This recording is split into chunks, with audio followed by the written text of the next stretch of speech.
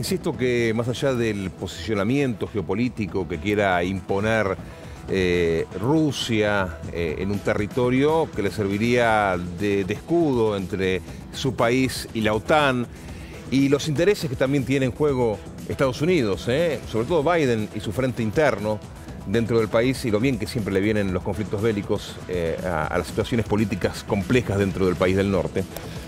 La realidad también es que hay bajo la superficie toda una cuestión cultural y histórica entre Rusia y Ucrania que es difícil de entender de este lado del Océano Atlántico, ¿no? Y por eso siempre es interesante poder escuchar a quienes saben bastante más que nosotros. Estamos en contacto con Alexander Dementiev, es historiador, se especializa en la historia rusa y lo saludamos. ¿Cómo te va, Alexander? Buen día.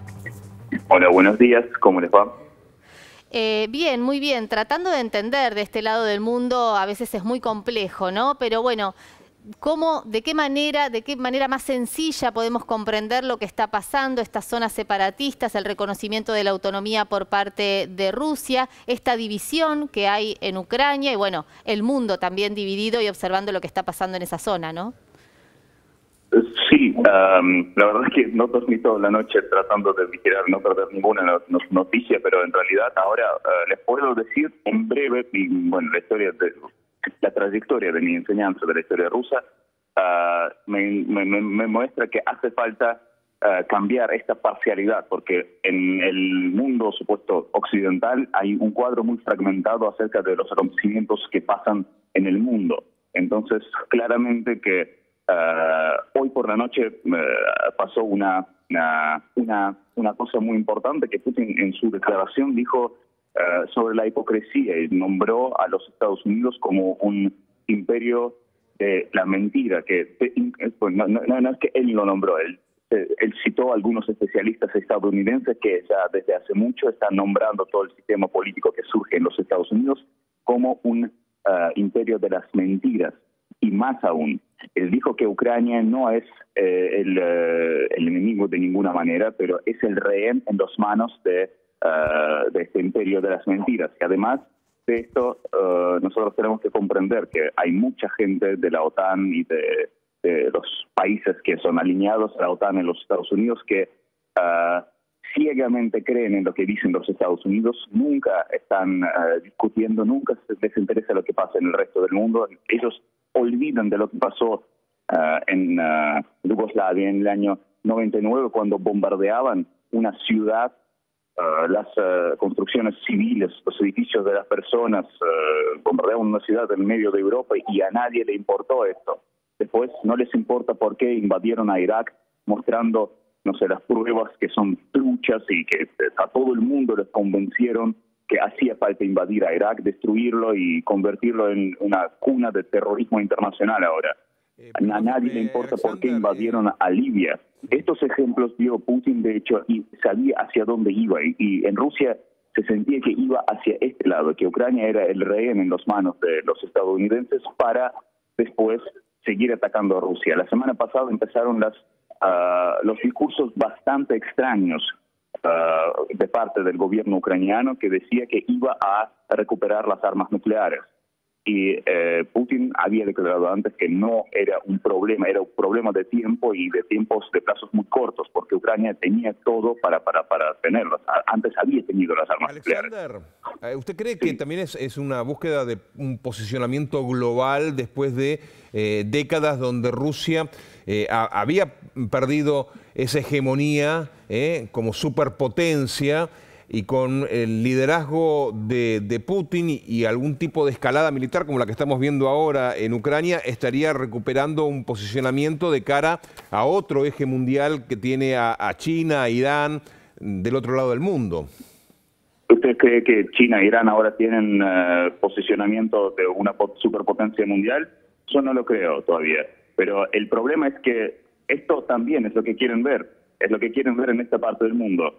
Me parece que, y yo estoy seguro, y esto lo confirma el presidente de Rusia, justamente lo que se trata de recuperar el trato igual.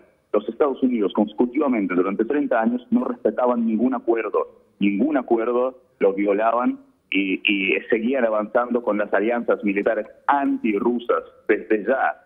hasta las fronteras rusas. Estaban amenazando la existencia del Estado de Rusia. Y nosotros vemos muchos ejemplos. A lo largo de estos 30 años que cayó la Unión Soviética, había muchas situaciones en las cuales no se respetaba el derecho internacional por parte de los Estados Unidos y de sus aliados. Y Rusia siempre trataba de encontrar una manera de conversar con ellos. Lo que pasa ahora es una respuesta preventiva. Y esto tenemos que comprender. Nosotros tenemos que comprender si Checoslovaquia se hubiese defendido en el año 38 de los alemanes, de la Alemania nazi, ellos podrían subsistir, pero ellos dejaron su destino en las manos, bueno, no les preguntaron, ¿no? Los franceses y los ingleses decidieron por ellos, haciendo un acuerdo, los acuerdos de Múnich con Hitler y con Mussolini. Lo que pasa es que no queremos repetir este escenario y él dijo varias veces que la guerra es no lo que quiere, nadie quiere la guerra, pero no hay otra opción según el gobierno ruso y esta posición es bastante comprensible si nosotros vamos a ver la trayectoria de las conversaciones de Putin con el bloque de OTAN. En el año 99 Putin dijo que estaba proponiendo, en el año 2000, proponiendo a Bill Clinton, preguntándolo qué debemos hacer para ingresar al bloque OTAN. Pero esto no fue tomado en serio y además las conversaciones y las negociaciones que se hacían con el Reino Unido y los Estados Unidos, hay que ver todo. Revisemos toda la política rusa exterior desde el año 91 hasta ahora. Y vemos que es un, amor no comprendido, que Rusia trataba de cumplir con todo, pero a Rusia no trataban como igual, no trataban como igual. Alexander, usted plantea, lo posiciona a Rusia como... Perdón, pero un segundo, por favor, permítame que le preguntemos. Usted posiciona en este momento, según su mirada, posiciona a Rusia como víctima en todo esto. Sí.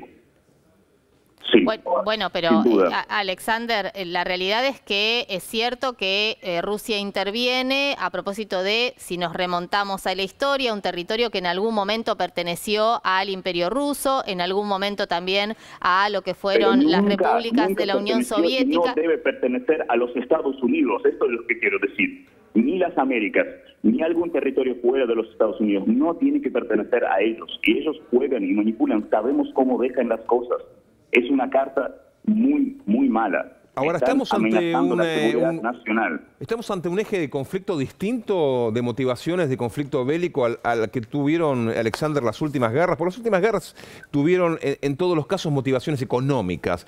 ¿Hay motivaciones económicas o acá es más ideológico y cultural o de posicionamiento global lo que está sucediendo? No todo se resuelve con una sola pregunta y el mundo no es sencillo. Los que tienen las grandes familias que saben manejarlas, los que tienen muchos hijos, o los que tienen unas compañías grandes y muchas personas a su cargo, entienden cuán difícil es manejar un colectivo, resolver los desafíos complicados. El mundo hoy en día sumerge en la puerilidad y irresponsabilidad juvenil, que piensan que, todo se resuelve fácil, todos somos como, los opinólogos y todo, pero en realidad la realidad es mucho más complicada. Hay intereses de la seguridad nacional, hay intereses económicos y es una perplejidad de cosas. Y en realidad, obvio que hay intereses económicos, pero en este sentido está bajo la amenaza constantemente la existencia del Estado ruso y los pido escucharlo, porque es muy fácil de callar la boca a alguien y decir y marcarlo con alguna etiqueta, pero está muy mal esto, porque vamos a perder la última oportunidad del diálogo. Nosotros, de parte de Rusia, tratábamos de explicar la situación en altas instancias a lo largo de 30 años, pero nadie nos trató igual. Nosotros pensamos que la Guerra Fría terminó, pero los Estados Unidos pensaron que la ganaron y no que se terminó, y trataban de humillar más y más y destruir, descomponer los enemigos de ellos, y no fueron No puedo recordar otro país tan pro-estadounidense como la Unión Soviética en el año 91.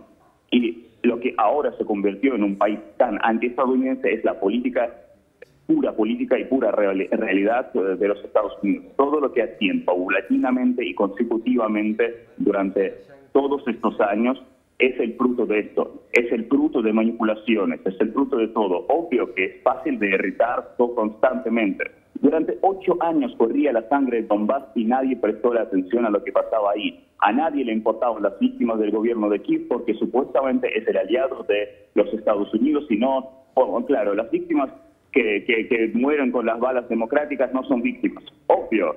¿Y ahora qué va a hacer?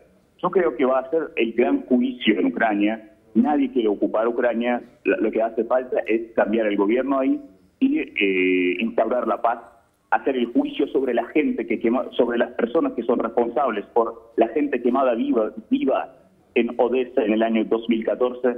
Hace falta hacer el juicio sobre todas las personas que hicieron las torturas y hicieron todas las masacres con lesa humanidad y los crímenes de lesa humanidad a lo largo del periodo entre 2014 y 2022 en la región de Donbass. Todos ellos tienen que asumir la responsabilidad. Esta responsabilidad va a ser asumida. Perfecto. Es la respuesta, no es una agresión. Y es extraño que Rusia debería esperar que la ataquen en algún momento porque estaban haciendo esta tensión, estaban provocando. Que teníamos que esperar cuando Moscú se destruyera, cuando los ucranianos obtuvieran las bombas atómicas. ¿Por Alexander, ¿Quién los motivó a hablar de esto? ¿Y quién los motivó a amenazar a Rusia? Obviamente sus amigos desde otro lado del océano que nunca llegaron a ayudarles y nunca llegarán, que dejan sus personas, sus cipayos en Afganistán, dejan morir y no les importa nada de sus aliados. Alexander, muchas gracias por este contacto. Se nos acabó el tiempo, lamentablemente, pero fue muy interesante también escuchar su opinión, una opinión particular, parcial, pero me parece que también interesante para poder aprender y tener todas las voces. Gracias, Alexander. Gracias. Bueno, ahí... Es cierto que la mirada de Alexander es parcial y que la podemos interpretar como prorrusa. Ahora, también es cierto que la mirada norteamericana es parcial y hay una mirada pro-estadounidense. Por supuesto, y tenés una invasión cultural permanente desde que nacimos que nos apega a entender o a sentirse uno más cercano. O... hasta por conocimiento de la cultura. Pero dijo algo, Alexander, que a mí me preocupó porque lo dijo al pasar. No quise en ese momento porque era muy difícil el diálogo, la comunicación telefónica, ¿no? Pero habla de cambiar el gobierno ucraniano.